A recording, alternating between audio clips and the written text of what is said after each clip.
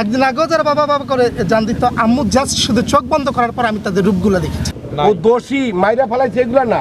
অঞ্জন আপার মৃত্যু মেডিকেলে হয়েছে, স্ট্রোক করছে, এটাও সত্য, সব ঠিক।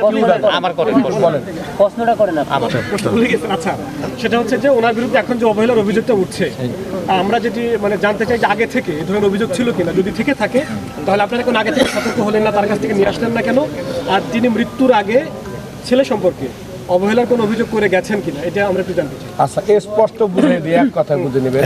মণি তো বলে গেছে নাকি যে 22 তারিখে ক্যামেরার দিকে 22 তারিখে তার মা স্ট্রোক করছে, মানে আমাদের আপা 22 কি 23 তারিখ, 22 কি 23 তারিখ। তা এইখানেই বুঝে নেন যে 25 তারিখে 24 তারিখ আমাকে বলতে দাও, 24 তারিখ রাত 12টায় কিংবা 25 তারিখে আমরা কাঞ্চন ভাইয়ের জন্মদিনের শুভেচ্ছা জানাইছি।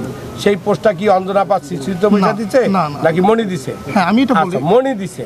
হঠাৎ করে আপনারা আন্না নায়িকা আন্নাকে চিনেন, নায়িকা মুক্তিকে চিনেন, আমাকে চিনেন, হঠাৎ করে আমরা আনফ্রেন্ড হয়ে যেতাম। অঞ্জনা আপাকে জিজ্ঞাসা করতাম, বল ভাই আমি তো জানি না, আবার মণিগুলো ঠিকঠাক করে নিত। টোটাল মাঝেই ছিল মণি। অঞ্জনা আপা কখনোই তার নিজ গতিতে চলতে পারেনি। এই মণি আমি তাকে পাবনায় নিয়ে গেলাম অঞ্জনা আপাকে, আর রোজ নামে যে 86 লক্ষ টাকা বাপের নষ্ট করে নায়িকা এবং গায়িকা হয়েছে, প্রডিউসার হয়েছে, এদের নিয়ে গেলাম। এই মণি তখন অঞ্জনা আপাকে আমার সামনে শাসাইছে, এই তুমি জানো, এই তুমি আমাকে বলতে দাও, আমাকে কোশ্চেন করতে, এখন তোমাকে গাড়ি থেকে নামাই দেবো। আমি গাড়ি চালানো রাইখা আমি বললাম মণি এইটা কি? তখন মণি তাকে আপা ডাকতো, এবার বলছে ভাই আসা যান, গাড়ি চালায় যান। মনে আছে তোমার এগুলা? আমার মনে আছে। আমি রাতের অন্ধকারে তোমার বাড়িতে গেছি তোমার জন্মদিনে কেক কাটতে, তখনও দুর্ব্যবহার করতা, আর কিছু হইলেই তুমি আমাদেরকে ভুলভাল বাজাইয়া সরাই রাখতা। এখন ভাই যদি সে মাঝি হয়, নৌকা তো তার কথাই চলবে, সে যদি যাবে।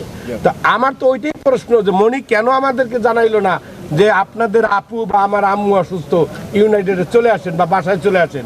কেন শিল্পী সমিতির গার্জিয়ান তাইব ভাই, মিশা সওদাগর, ডিপজল আঙ্কেল থেকে শুরু করে একটা 19 জন না 21 জনের ক্যাবিনেট কেউ জানাইলো না? আজকে যে ইলা আপা যার মাধ্যমে সে জন্মদিনের গান গাইতে আসছে তারে জানাইলো না? জেনি আপা নামে তুই তো আমার 30 বছরের বন্ধু, আপনি চিনেন দুলাভাই, তারে জানাইলো না? কেন উকিল আপা সালমা সে কেন বাধ্য করাইলো মণি তুমি এখনো হাসপাতাল ভর্তি না করাইলে আমি মিডিয়াতে বলে দেবো এবং আমি কেস কাছালি করবো, শিল্পী সমিতিতে জানাবো। তখন সে ভর্তি করছে। এখন কিভাবে আমরা তাকে গাইড করব? অঞ্জনা আপা আমাদের সাথে যদি একটু কথা বলতো, মণি তার টান দিয়ে নিয়ে যেত। এই ওর প্রকাশ্যে সামনে বলতেছি। আচ্ছা আচ্ছা এখন আমাকে বলতে দিতে হবে। বলো। হ্যাঁ এখন আমি বলি। এখন আসলে এক একজন এক একভাবে কথা বলছে, যেহেতু কোনো কিছুর কোনো প্রুফ নেই, হ্যাঁ সবার কথা আমাকে সহ্য করতে হচ্ছে। এবং এটা যে কতটা মানসিক অশান্তি, এক হচ্ছে আম্মু চলে গেছে, এটা একটা শোক, আর হচ্ছে সবার একরকম কথা। আমি শুধু চেনা মানুষের, আমি একদম সমগ্র মিডিয়ার সামনে বলছি, আমি চেনা মানুষের অচেনা রূপগুলো দেখেছি, যারা আগের একদিন আগেও বাবা বাবা করে জান দিত আমার, ইফ ইউ ডোন্ট মাইন্ড। হ্যাঁ মানে বাবা তো আমরা বলতাম না, একদিন আগেও যারা বাবা বাবা করে জান দিত, আম্মু জাস্ট শুধু চোখ বন্ধ করার পর আমি তাদের রূপগুলো দেখেছি। আচ্ছা শুনেন, এগুলো বাদ দেই, এত পাওয়ারফুল আপনি না, আপনি যেগুলো বলতেছেন এটা ব্যক্তিগত ক্ল্যাশ, এগুলো আমাদের কিন্তু সবটা বলি ভাই, এটা আমাদের ওর পুরো অভিমান, ও দোষী মাইরা ফেলাইছে এগুলো না। অঞ্জন আপার মৃত্যু মেডিকেলে হয়েছে, স্ট্রোক করছে, এটাও সত্য, সব ঠিক। কিন্তু সম্পদের ব্যাপার যদি কিছু থাকে, যদি মণিকে লিখে দেওয়া যায় সেটা তার ব্যাপার। আর যদি থাকে বিপ্লব শরীফ ভাই যে কোশ্চেনগুলো করেছে, যে চার্জগুলো, এগুলো প্রত্যেকটা চার্জ আমরা করেছি তার কাছে, আপনারা জেনে যাবেন।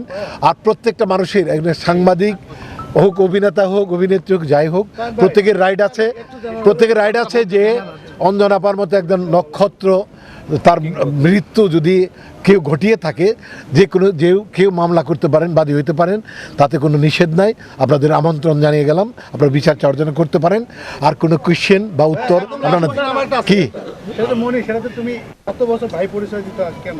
কোনো ভাই পরিচয় দেওয়া হয়নি, এইটা আমরা লিখিতভাবে নিতেছি। আকাশ প্লিজ, এটা তাদের সম্পর্ক চেঞ্জ হয়েছে, সম্পর্ক বারবার বদলে গেছে, সেটা আমরা জানি, সেটা আমরা পাবো। সবাইকে ধন্যবাদ, অনেক কষ্ট করেছেন, অনেক কষ্ট।